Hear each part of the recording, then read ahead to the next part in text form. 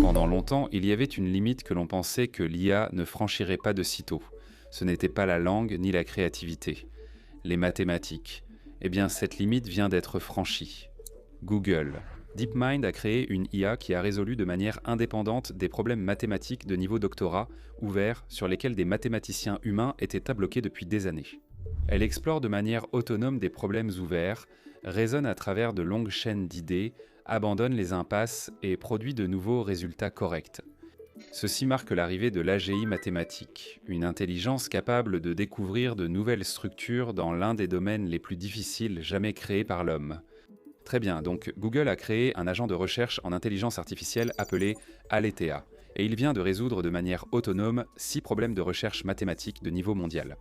Et il s'agissait de problèmes ouverts de niveau doctorat issus de domaines actifs des mathématiques modernes, soumis dans le cadre de ce qu'on appelle le premier défi de démonstration.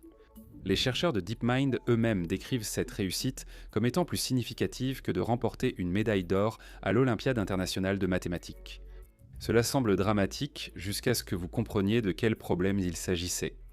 L'Olympiade internationale de mathématiques demande de résoudre des problèmes très difficiles en temps limité, en usant habilement de techniques connues. La démonstration varie ensuite. Ces problèmes sont à la frontière de la recherche. Parfois, seules quelques dizaines de personnes dans le monde les comprennent vraiment. Il n'existe aucun chemin de solution connu, aucune boîte à outils standard à appliquer, et aucune garantie qu'une solution existe même. Dans ce défi, il y avait un total de 10 problèmes.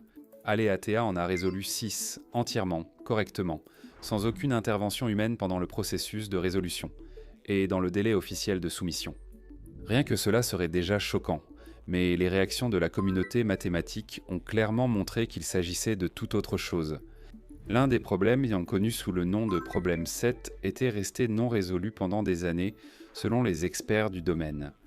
Aucun autre système d'IA ne s'en est même approché. Aletheia n'a pas seulement résolu le problème, elle a proposé une solution si élégante que le mathématicien à l'origine du problème a confirmé la justesse de son raisonnement. Et puis Terence Tao, largement considéré comme l'un des plus grands mathématiciens vivants, a déclaré avec désinvolture lors d'une interview que l'IA était devenue son co-auteur junior. Cette phrase devrait vous faire réfléchir. Alors qu'est-ce qu'Aletheia fait de différent exactement ?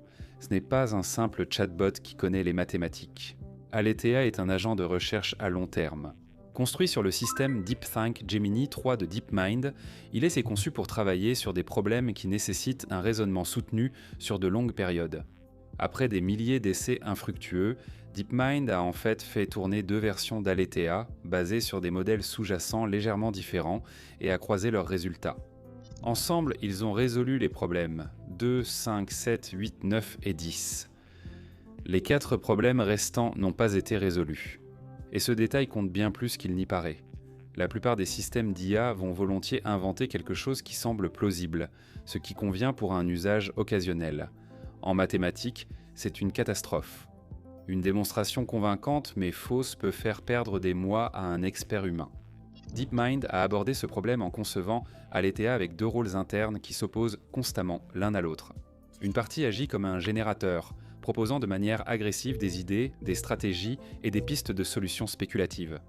L'autre partie agit comme un vérificateur, dont le seul travail est d'attaquer ces idées, de vérifier chaque étape logique et de rejeter tout ce qui ne tient pas parfaitement dans le système. Ces 2 parties se disputent en permanence et voici le point clé. Lorsqu'Aletheia ne pouvait pas résoudre un problème, elle ne bluffait pas pour les 4 problèmes non résolus. Elle signalait explicitement qu'aucune solution n'avait été trouvée ou restait silencieuse lorsque le délai était dépassé.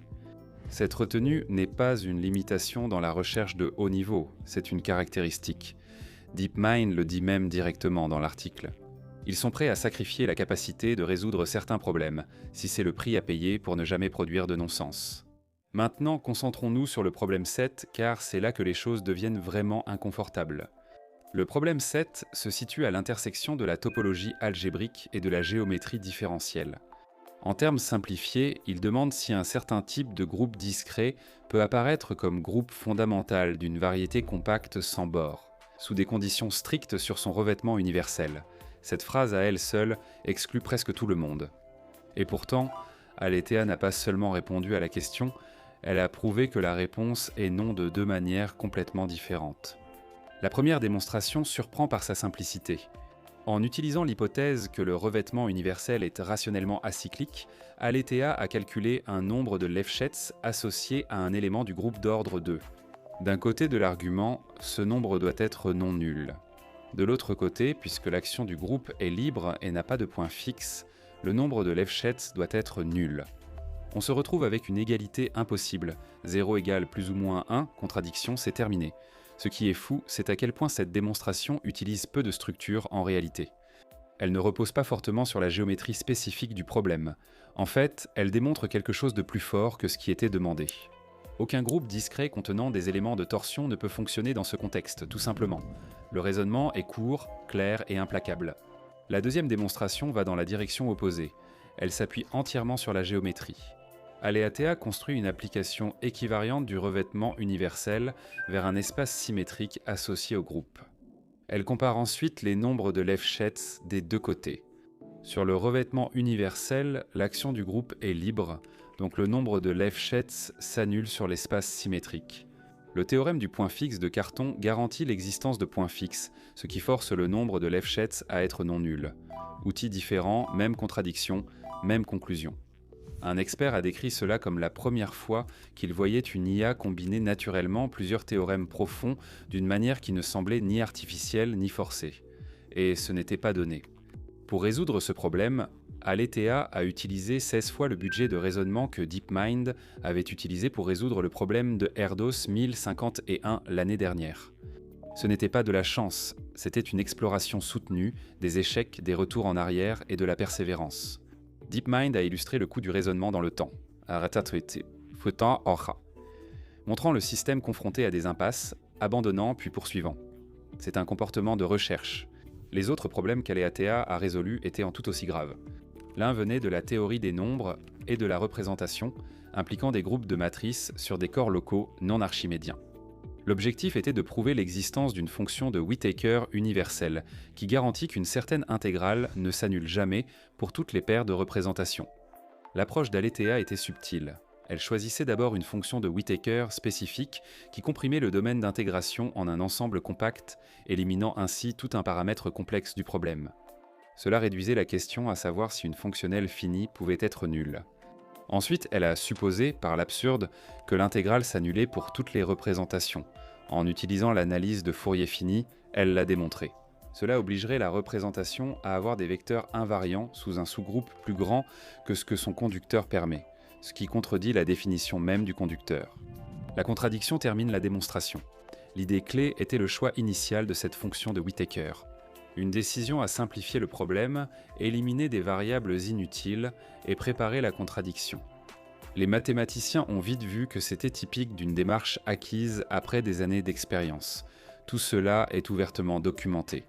DeepMind a publié l'article complet sur RCSIV et mis en ligne tous les journaux d'interaction sur GitHub, y compris les échecs et fausses pistes.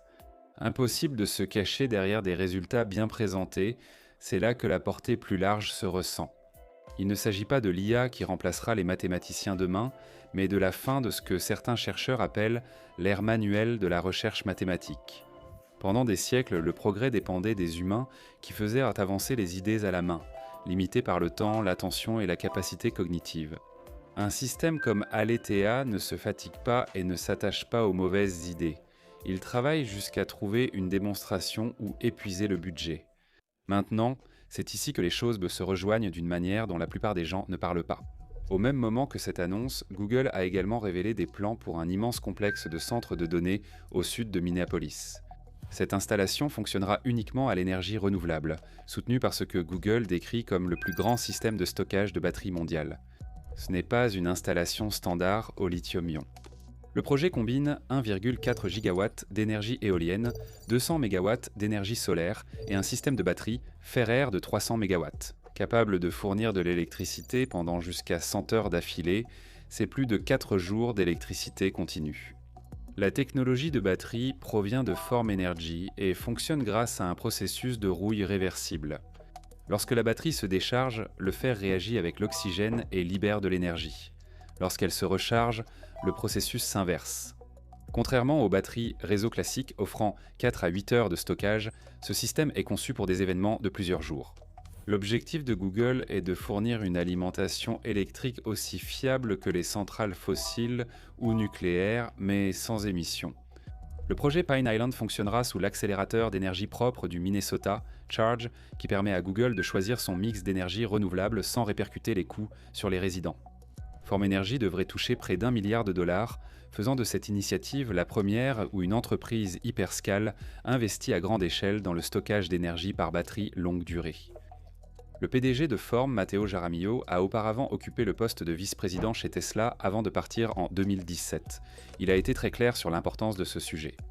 Les batteries à courte durée gèrent les fluctuations quotidiennes, tandis que le stockage longue durée transforme le réseau électrique. Le chiffre de 100 heures n'est pas arbitraire, il est basé sur la modélisation d'événements météorologiques extrêmes qui durent généralement 4 à 5 jours.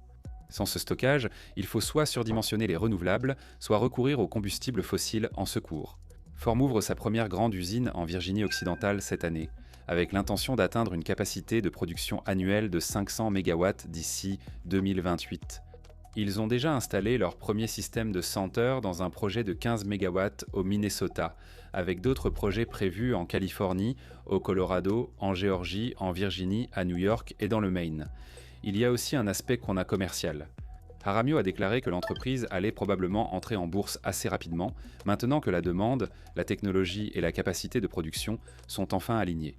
Pourquoi cela compte-t-il pour l'IA, puisque des systèmes comme Aletheia coûtent cher à exploiter ? Résoudre le problème 7 à lui seul a nécessité un budget de raisonnement 16 fois supérieur à celui d'un précédent résultat phare. Alors que les agents de recherche en IA progressent dans le raisonnement à long terme, l'énergie devient une contrainte majeure. Google ne se contente pas de développer une IA plus intelligente, il construit aussi l'infrastructure nécessaire pour la soutenir à grande échelle sans dépendre des combustibles fossiles. C'est tout pour le moment. Partagez votre avis en commentaire, abonnez-vous pour plus d'analyses et à bientôt pour la prochaine vidéo.